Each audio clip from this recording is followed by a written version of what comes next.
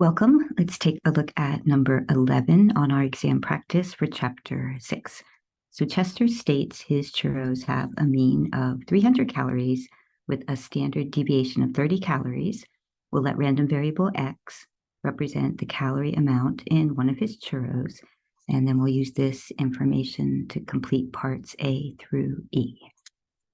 All right, so first I am just going to identify our population parameters.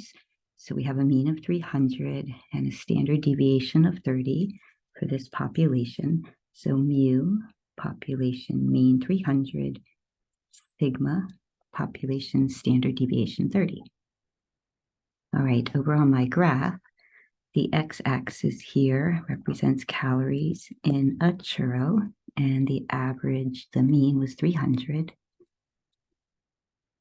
And we could include additional values that we did in a previous chapter on our x-axis, but here it's going to be sufficient just to label the mean, and then we'll move forward.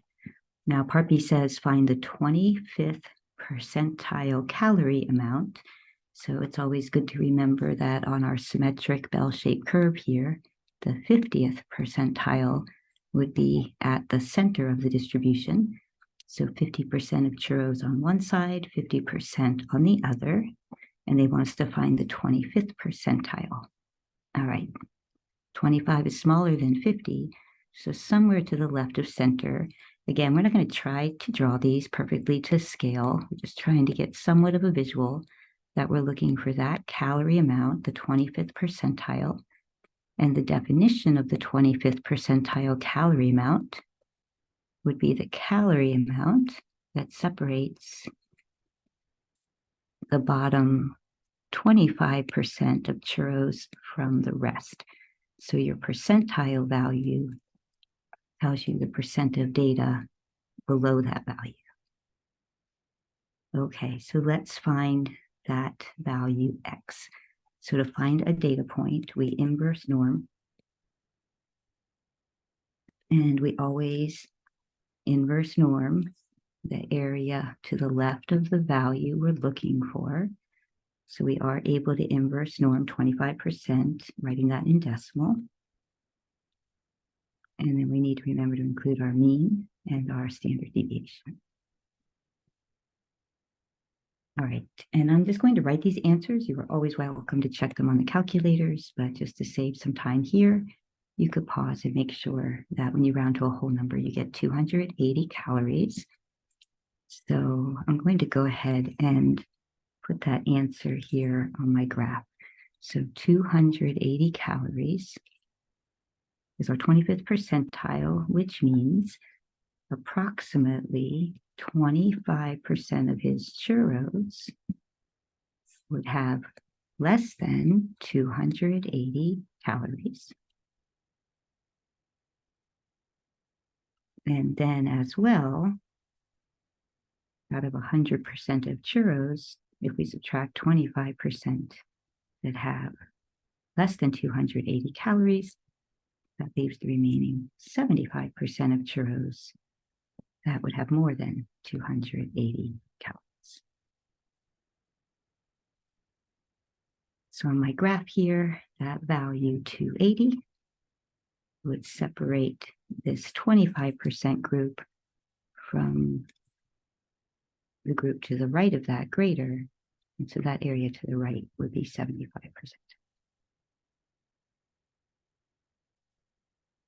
All right, let's go on to part C. Now it says, find the calorie amount that separates the top 10% of calorie amounts from the rest. So we want to remember when it says top 10%, that means the given information is that the area to the right of the value x that we're looking for needs to be 10%. And I'll write that as a decimal. But to do inverse norm, we will need to know the area to the left of it. So 1 minus the area to the right gives us the area to the left. So on our graph, we have 300 calories. That's the 50th percentile. X-axis represents calories in a churro. And top 10%, so somewhere over here would be the top 10%. So again, we're not going to try to draw it to scale. I'll just indicate that I know that answer is somewhere to the right of center because we want that area, the top. So that area to the right, the top 10%.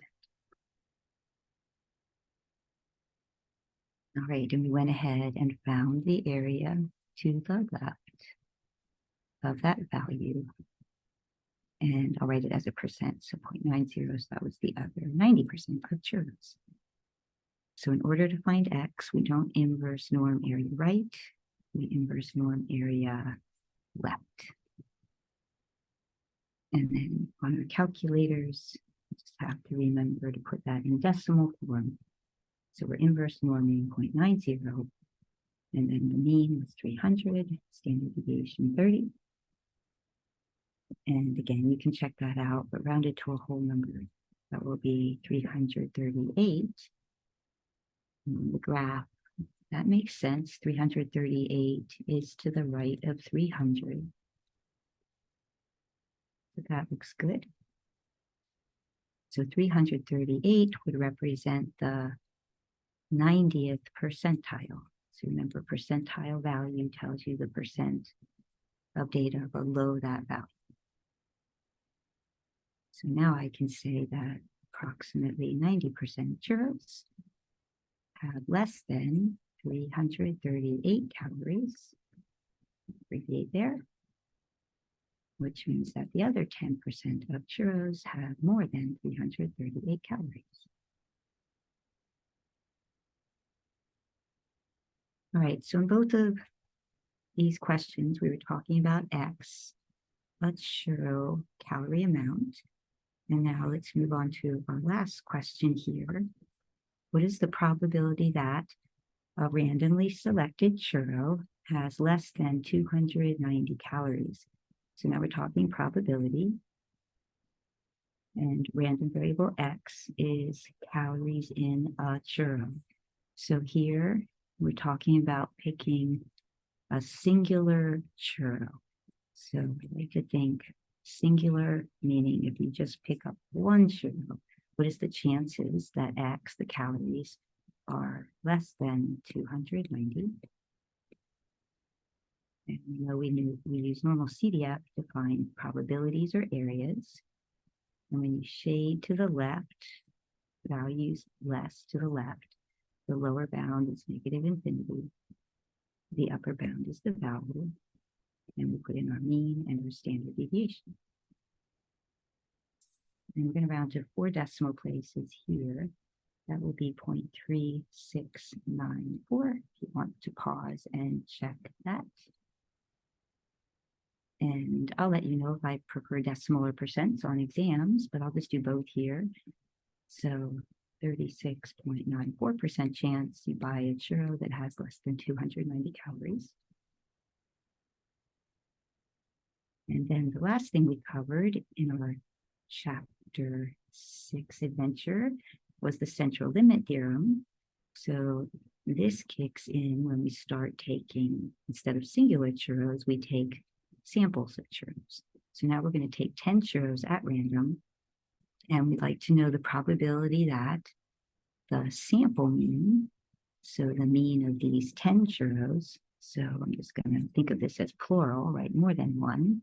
So if we have more than one churro, we're going to talk about the probability that the sample mean, so not X, that's an individual churro, but X bar, the mean of the sample, is less than 290 calories.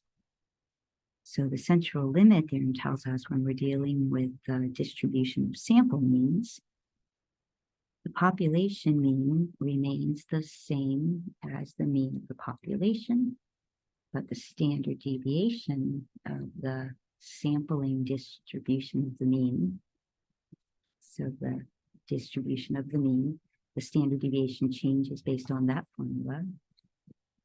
So we take our original sigma, which was 30, and now divide that by the square root of, in this case, 10. So there's our 10 churros in our sample. Now this question then is, what is the probability that the mean of the sample is less than 200? So we still use normal CDF. And in this case, again, lower bound will be the negative infinity, upper bound will be the value. So we always want to make sure we get the order correct here when we are looking at a less than question. And then the mean is 300 as it was before. But now we have to remember to change our standard deviation to our sigma over the square root of 10. So we don't want to round that standard deviation. You want to just enter it like that on the calculator. And please remember to hit divide here. So sometimes I will see students forget to hit division. So sigma 30 divided by the square root of 10. And then you can check that answer on your calculators. That will be 0.1459. And again, just for practice, I'll also write that as a percent. So there's a 14.59% chance if you bought 10 churros at random, that mean for that 10 group of 10 churros would be less than 250 calories.